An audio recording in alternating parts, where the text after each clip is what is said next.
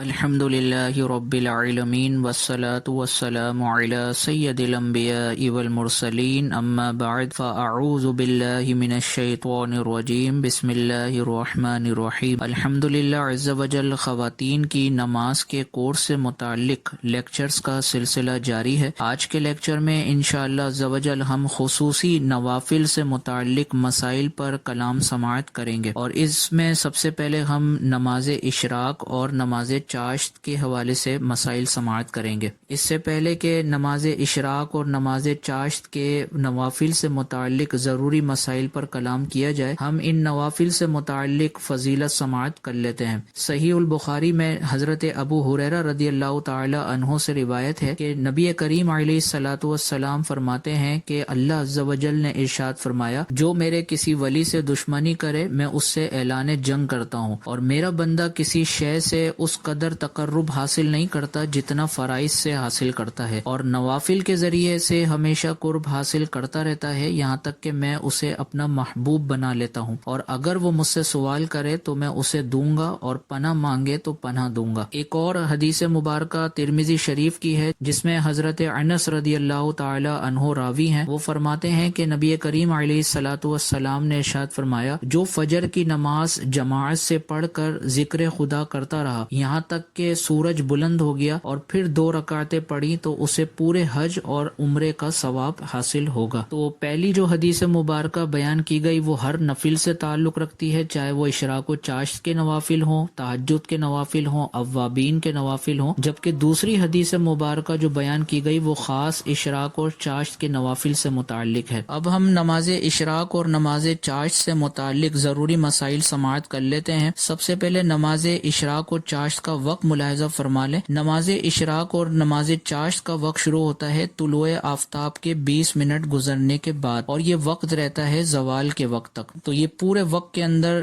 نماز اشراق اور چاشت کو ادا کیا جا سکتا ہے۔ تو نماز اشراق اور چاشت کا وقت شروع ہوتا ہے طلوع آفتاب کے 20 منٹ گزرنے کے بعد، اور اس کا وقت رہتا ہے زوال کے وقت تک۔ تو اس پورے وقت میں اگر آپ نماز اشراق اور نماز چاشت ادا کریں گی تو انشاءاللہ عز و جل ان نوافل کی فضیلت کو پالیں گے۔ اور اس کی ترتیب میں یاد رکھیں کہ پہلے جو نوافل پڑھے جاتے ہیں وہ نماز اشراق کے پڑھے جاتے ہیں، اور اس کے بعد نماز چاشت کے پڑھے جاتے ہیں۔ اور جہاں تک تعلق ہے نماز اشراق اور نماز چاشت کی رکعت کی تعداد کے بارے میں، تو کم از کم 2 رکعتیں پڑھنا یہ ثابت ہیں روایتوں کے اندر، اور زیادہ سے زیادہ 12 رکعت بھی ثابت ہیں۔ لیکن یہ یاد رکھیں کہ اس میں کوئی قید نہیں ہے کہ آپ اس میں کتنی ادا کریں اور کتنی ادا نہ کریں، جتنی آپ کے لیے آسانی ہو اتنی آپ ادا کر سکتی ہیں۔ اگر آپ 2 رکعتیں دونوں کی ادا کرنا چاہیں یہ بھی بالکل جائز ہے، اور اگر آپ 12 رکعتیں دونوں کی ادا کرنا چاہیں تو یہ بھی آپ کے لیے بالکل جائز ہے۔ اور یہ بھی یاد رکھیں کہ عبادت کی جتنی زیادہ کثرت ہوگی ثواب کی بھی اتنی ہی زیادہ کثرت ہوگی۔ تو 12 رکعت پڑھنے میں زیادہ ثواب ہے، 2 رکعت پڑھنے میں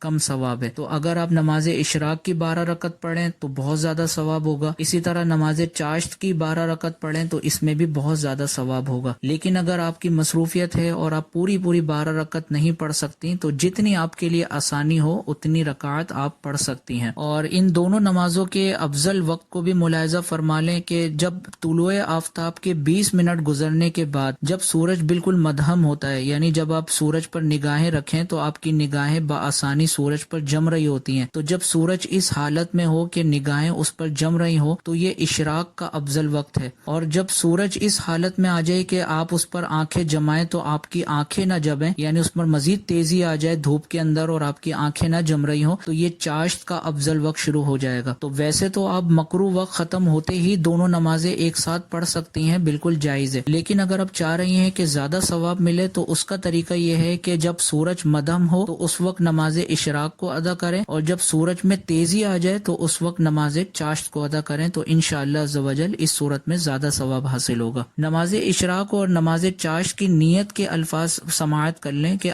اگر آپ نماز اشراق کے نوافل ادا کرنا چاہ رہی ہیں تو اس کے لیے نیت کے الفاظ یہ ہوں گے کہ نیت کرتی ہوں میں 2 رکعت نفل نماز اشراق کے واسطے اللہ عز و جل کے منہ ہے میرا قبلے کی طرف، اللہ اکبر۔ اور اگر آپ 2 رکعت نماز چاشت ادا کرنا چاہ رہی ہیں تو نیت کے الفاظ یہ ہوں گے کہ نیت کرتی ہوں میں 2 رکعت نفل نماز چاشت کی واسطے اللہ عز و جل کے منہ ہے میرا قبلے کی طرف، اللہ اکبر۔ نماز اشراق و چاشت کا وقت آپ کو بتایا گیا کہ طلوع آفتاب کے 20 منٹ مکروہ وقت کے گزرنے کے بعد ان دونوں نوافل کا وقت شروع ہو جاتا ہے اور زوال کے وقت تک ان کا وقت رہتا ہے۔ تو آپ کے لیے یہ بھی بالکل جائز ہے کہ آپ نماز فجر کے بعد سو جائیں، اور زوال سے پہلے اگر آپ کی آنکھ کھل جاتی ہے تو آپ زوال سے پہلے بھی ان نوافل کو ادا کر سکتی ہیں، لیکن اس کی افضل اور اولا صورت یہ ہے کہ آپ نماز فجر کے بعد ذکر و اذکار کرتی رہیں، اور جب مکروہ وقت ختم ہو جائے تو اس کے فوراً بعد آپ نماز اشراق و چاشت کو ادا کر لیں، کیونکہ بعد میں ادا کرنے کی صورت میں سستی پیدا ہو سکتی ہے اور ممکن ہے کہ ان نمازوں کو ادا کرنے کا وقت ہی نکل جائے۔ لہٰذا نفس پر بھروسہ کرنے کے بجائے نماز فجر کے بعد مکروہ وقت گزرنے کا انتظار کر کے اور اس کے بعد ہی فوراً نماز اشراق و چاشت پڑھ لی جائے تو اس میں زیادہ آسانی ہے۔